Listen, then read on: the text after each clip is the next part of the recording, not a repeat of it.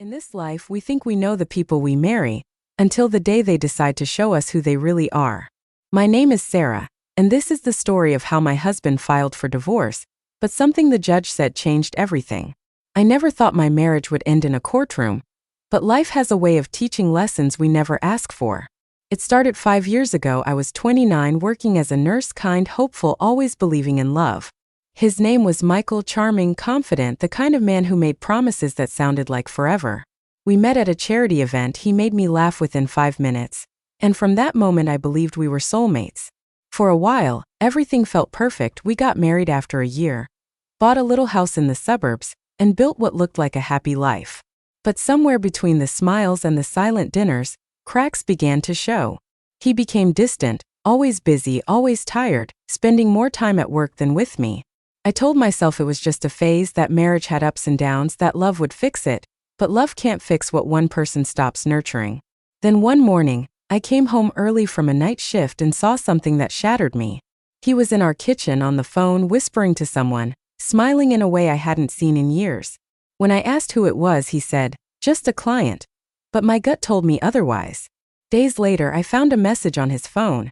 A woman named Laura, calling him my love. My heart dropped. I confronted him that night, voice shaking, eyes full of tears, and he didn't even deny it. He said, "Sarah, I'm not happy anymore. I think we should end this." I begged him to talk, to fix things, but he had already made up his mind. A week later, I got the papers, divorce. Felt like my world collapsed. I couldn't eat, couldn't sleep. I replayed every moment, wondering what I did wrong. My friends told me to be strong, but how do you stay strong when your forever walks away like you never mattered? The months that followed were brutal. Every court date felt like a wound reopened. He looked so cold, so unfamiliar. The man who once held my hand through every storm now sat across from me like a stranger. My lawyer told me to fight for what was fair, but I didn't care about the money. I just wanted answers. I wanted to understand how love could vanish so quickly. The trial stretched on for months, full of documents, statements, and endless back and forth. I tried to stay composed, but inside I was breaking. Then one morning, my lawyer called and said the judge wanted both of us present for a private discussion before the final hearing. I didn't know why, but I agreed. That day, I walked into the courtroom wearing the same necklace Michael gave me on our first anniversary. Maybe part of me still hoped he'd look at me and remember what we once had. The judge, an older woman with kind but sharp eyes, asked us to sit. She looked at Michael first and said, "Mr. Collins, you filed for divorce on grounds of incompatibility. Is that correct?" He nodded confidently, as if it were just business. Then she turned to me and said, "Mrs. Collins, do you wish to contest?" I opened my mouth, but no words came out. I just whispered, "I just want the truth." The judge leaned back, observing both of us for a long moment, then said something I'll never forget. She said, "Before I approve any divorce, I need both of you to answer a question honestly. When was the last time either of you tried to love, not just feel loved?" The room went silent. Michael looked away. I felt tears rise. She continued, "Marriage doesn't fail overnight. It dies quietly when effort stops, when pride replaces patience." Her words cut deep. I wanted to scream that I had tried, that I gave everything, but she wasn't done. She said, "Mr. Collins, I've seen many men like you. You think the grass is greener somewhere else, but often it's just artificial turf." Michael shifted uncomfortably. The judge then looked at me and said, "And Mrs. Collins, I can see the pain in your eyes, but pain is not weakness, it's proof you cared. Don't let it define your worth." I didn't know it then, but those words would change everything that followed. The hearing ended with the judge postponing her decision for 2 weeks. She said she needed more review. I walked out confused, heavy, but a strange calm began forming inside me. For the first time, I wasn't angry. I was just awake. Over the next few days, I started writing down everything I felt. The pain, the betrayal, the loss, but also the lessons. I stopped blaming myself. I realized I had lost more than a husband. I had lost myself somewhere in trying to keep him. Slowly, I started to rebuild. I joined a yoga class, reconnected with friends, and even started volunteering again. Each day, I felt a little lighter. Meanwhile, I heard from mutual friends that Michael's relationship with Laura wasn't as perfect as he expected. Life has a strange sense of balance. 2 weeks later, the final court date arrived. I dressed simply, no makeup, just peace. Michael came in looking tired, maybe even regretful, but I didn't care anymore. When the judge entered, she looked at us with that same calm authority and said, "I've reviewed your case carefully, but before I make my ruling, there's something both of you need to hear." What she said next would not only shock both of us, but change the entire outcome of the divorce. The judge looked down at the documents, then at us and said, "Before I proceed, there is something that came to my attention during the review of your financial statements." Michael frowned and said, "Your Honor, I don't understand," she said. "You will in a moment." She opened a folder, flipped a few pages and continued, "Mr. Collins, you listed a joint savings account that you claim was closed months before this filing, correct?" He nodded. "Yes, that's correct." The judge raised an eyebrow. "Well, that account wasn't closed. In fact, it's very much active, and the most recent deposit was made 3 weeks ago, by a woman named Laura. Would you care to explain?" My heart stopped. I turned to look at him and he went pale. "That must be a mistake," he stammered. The judge said, "I don't think so. I have the bank records right here.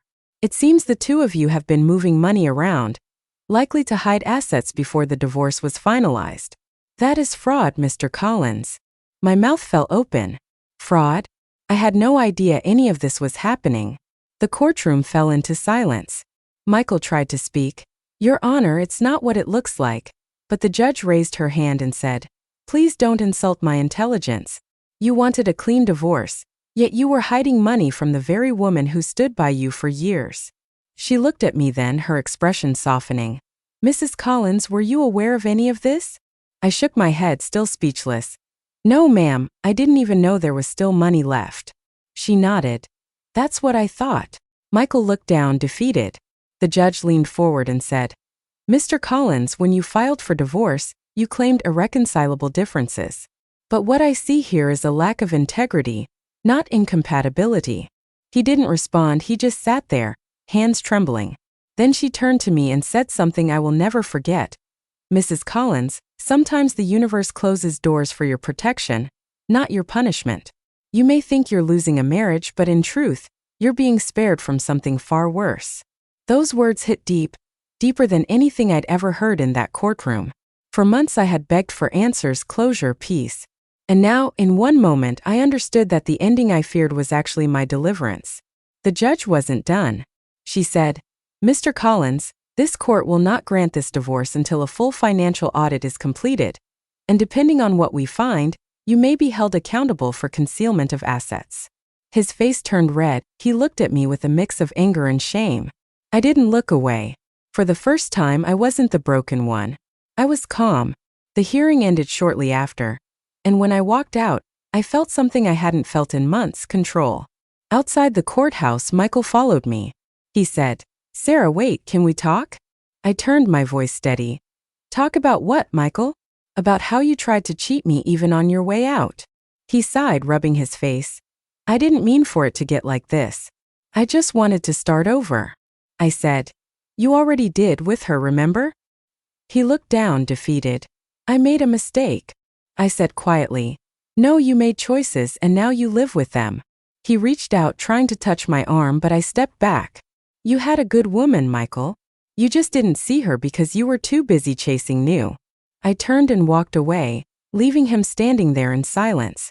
That night, I sat in my apartment and replayed everything the judge said. "The universe closes doors for your protection." It echoed in my head. For so long I'd cried over the loss of that marriage, thinking I was the problem, thinking I wasn't enough. But now I saw the truth. Sometimes we lose people to save ourselves. Over the next few weeks, things shifted. The investigation confirmed what the judge suspected.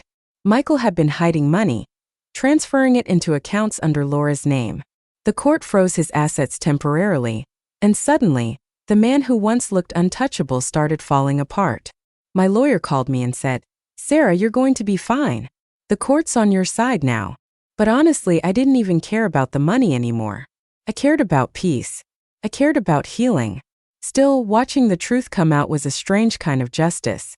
The same man who once looked at me like I was disposable now had to face the consequences of his own actions.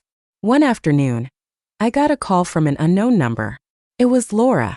Her voice shook as she said, "Sarah, I just wanted to say I'm sorry." I froze. "Sorry for what?" I asked. She said, "For everything. I didn't know he was still married when we started. He told me you two were separated. I only found out the truth when the court got involved. I didn't say anything," she continued. "He lied to both of us. I should have known." I took a deep breath and said, "It's not my job to forgive you, but I hope you learn from it." She said, "You're stronger than I thought." I said, "I had to be." When I hung up, I realized something.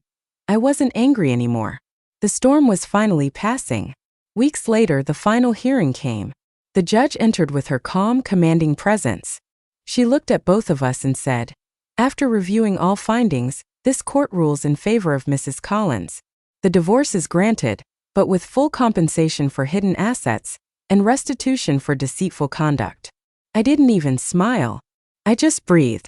The judge looked at me one last time and said softly, "You came here looking for closure. I hope you found it." I nodded, tears in my eyes. "More than I expected, Your Honor."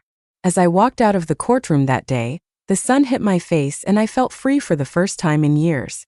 But little did I know, the judge had one more surprise for me, something that would completely change how I saw my entire marriage and even myself. After the ruling, I started rebuilding my life slowly, quietly, one piece at a time. I moved into a smaller apartment near the river, started painting again, and went back to work at a small community center. Life wasn't glamorous, but it was peaceful. Then one morning, about a month after the final hearing, I received a letter in the mail with the court's seal. I opened it nervously, expecting more legal paperwork. But instead, it was a personal note from Judge Reynolds herself. My heart skipped a beat. Judges didn't write personal letters. I unfolded it carefully. It said, "Dear Mrs. Collins, there is something I didn't mention in court because it was outside my jurisdiction, but as a woman, I felt compelled to tell you privately. When reviewing your case, I came across a statement written by your late father, attached to a trust account you didn't know existed. It was in your name, set aside years ago, meant to support you in times of hardship. It remained dormant until the audit uncovered it. That account, Mrs. Collins, now holds nearly $200,000. It is rightfully yours." I froze. I read it again and again, unable to believe it. My father had passed away years ago. He had always been my quiet protector, the man who taught me strength without ever needing to raise his voice. Tears filled my eyes as I whispered, "Dad, you still had my back." At the bottom of the letter, the judge had written one more line. "Sometimes life removes what drains you so it can return what sustains you." I sat there holding that paper, sobbing, not from sadness but from gratitude. The twist wasn't just about my husband's lies being exposed. It was about discovering that even in loss, I was still loved, still protected, still guided. I called the bank later that day and they confirmed everything. My father's trust had grown quietly over time, untouched, waiting for the day I'd truly need it. And now that day had come. I felt like the universe had orchestrated the entire storm just to lead me back to myself. That evening, I walked to the park where my father used to take me as a child. The same park where Michael once promised forever. I sat on the bench, looked at the sunset, and smiled for the first time in a long while. I said softly, "Thank you, Dad. Thank you for never letting me fall completely." My phone buzzed with a message from an unknown number. It was Michael again.